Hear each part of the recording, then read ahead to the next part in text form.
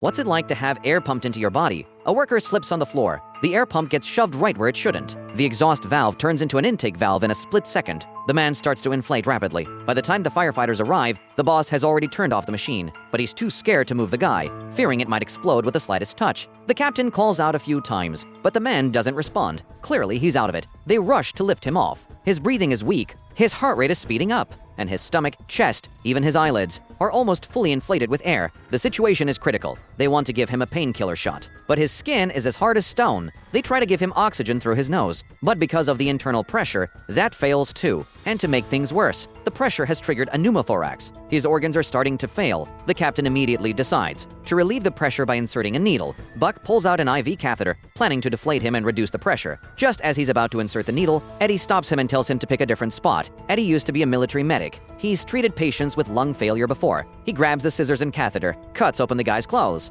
and carefully inserts the catheter into his chest. Then he pulls off the needle cap. With a hissing sound, the man slowly starts to deflate. Not long after, he regains consciousness and wakes up. Everyone rushes to lift him and get him to the hospital.